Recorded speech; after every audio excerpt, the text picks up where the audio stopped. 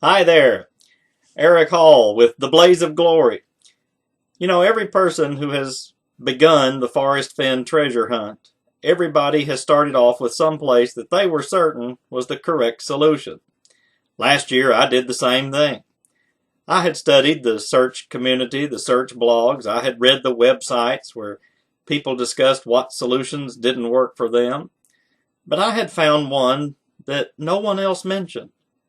So I drove about 31 hours from East Texas to somewhere around that Gallatin, Yellowstone, Teton region because I had a special place that I had picked out. And there was pine trees, there was, water to have to cross to get to, and there was a blaze, one that didn't really seem like it was naturally occurring, that maybe didn't fit the surroundings, and it was white. So, for the thumbnail on this video, I've posted the picture to what was my secret search location. Now, if you can figure out where that is, that's fine. I don't really think it's a likely place anymore, but I'm not going to disclose myself where it is because I would like to make one more trip out there.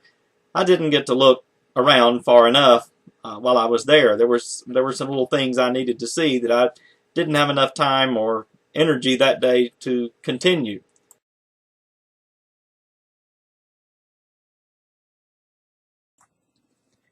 On the map, it just didn't look like it was that far out there or that strenuous of a location to get to. But by the time I actually got out there, I realized that this location violated the 80-year-old rule.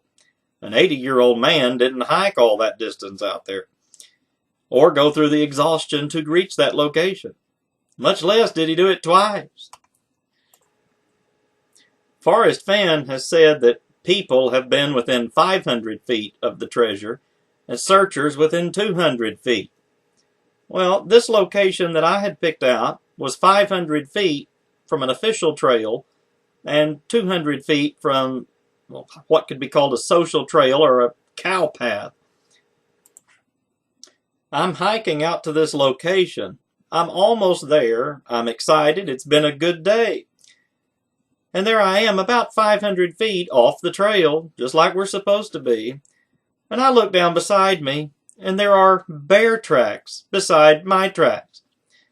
Now, I'm a country boy, but I'm not that much country.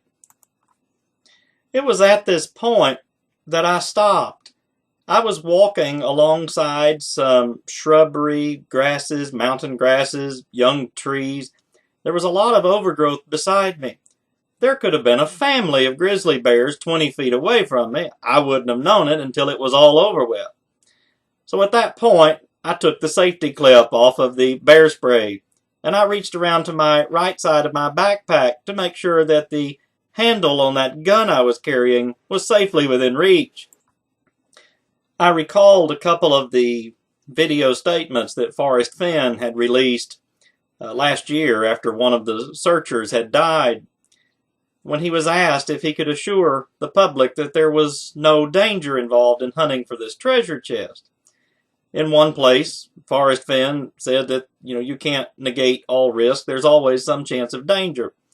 But in another one, he stated a list of things that could happen, and the very first example he gave was grizzly bears. And that was the concern I was having right at this moment. As I continued walking toward my secret location, I began to wonder if I should really be off trail, all by myself, where no one knows where I'm at. But I continued a few hundred feet on to my location to see the blaze that I was looking for. And to my amazement, the blaze was gone. Not the treasure chest, the blaze. It was something that stood out. It was about the size of Mr. Fenn's sedan, but it was gone. I spent an hour or so looking for this mysterious object and how it could have vanished. I still wonder, but I want to go back because I think it might have been marking something that we were looking for in that area. Despite the hopes that I had for my secret location, I said it violated the 80-year-old rule, too far, too strenuous, and I don't really believe there was much in the way of sage around. Same problem I've had with other locations. You get up into the mountain creeks and in the higher elevations and you lose the sage. But I did have another epiphany at this location. We're told that your effort will be worth the cold. That's in the poem. Forrest has told us that he hid the treasure in the summer, that it will be found this summer, not in the spring, not during the snow melt or the runoff, but in the summer. Somehow we're looking for a location that will be cold in the middle of a heat wave. Now, I was out at this location about to succumb to a heat stroke from the heat. The creeks are cold even in the afternoon.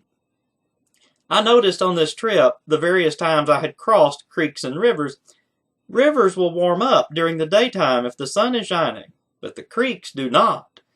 It reinforced my belief that the clue in the poem that says no paddle up your creek, we're looking to either cross or go up a creek, which is cold all day in the middle of July.